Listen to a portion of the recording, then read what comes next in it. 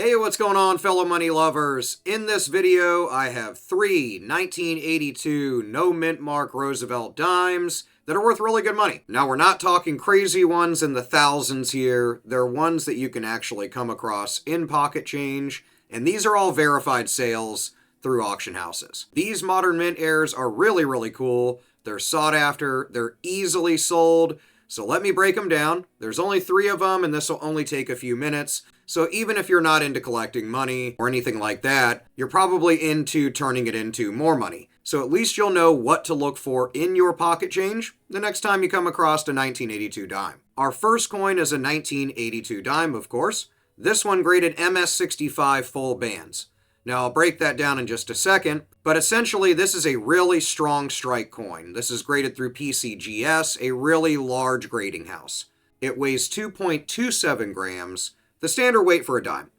The coin is immediately recognizable by the missing P above the date. The full bands designation on the reverse shows a really crisp, fully separated horizontal bands on the torch, which is a key factor when it comes to value on these. Surfaces are really clean and satiny on this coin, and it really has very few marks on it, so it makes this high-grade example really desirable. Basically, in short, these coins are really recognized in collector circles and easily sold. This one sold in September of 2025 for $336. If you're searching for 1982 Roosevelt dimes, always examine above the date for the missing P. Full bands designation adds an additional premium, of course, especially when you're getting into higher grades. The second coin sold also in September of 2025 for $159, so a bit less than that previous coin, and let's break down why. This one is graded MS64 through PCGS, and it's housed in a Generation 3.1 green label holder. Like the previous coin, it also weighs 2.27 grams with the standard copper-nickel composition. The FS501 variety in this case emphasizes the torch and the wheat design alignment. There's only 533 examples out of 1,500 graded that are the same grade as this.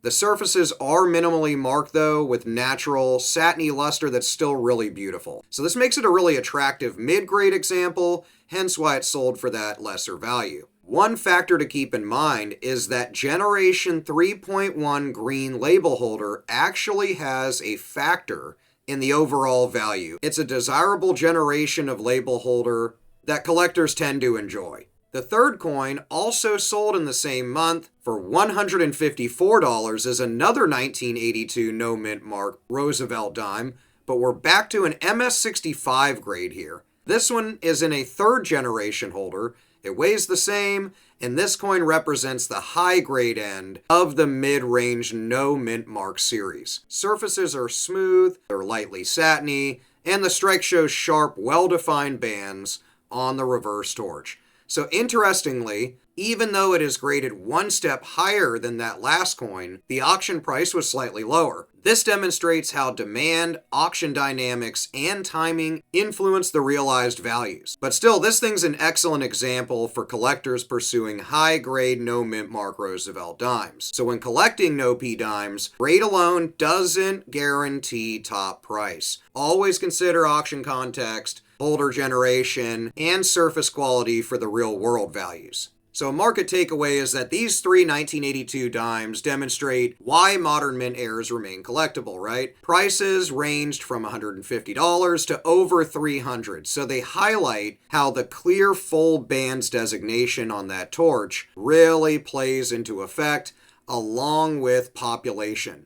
Even minor errors like a missing mint mark can make these things really desirable. So, if you're pursuing 1982 Roosevelt dimes in any way, any sort of error on them, make sure you look out for these. Examine the coins closely for no mint mark, above the date, verify full bands on the back if they're really clear. Consider taking it into grading. Pay attention to what holder it's in if you're buying an already graded version of this coin. Even coins in lower MS grades are worth really good money, and over the years we've seen them gain value really steadily. So let me know what you've been coming across in your collectible searches in the comments.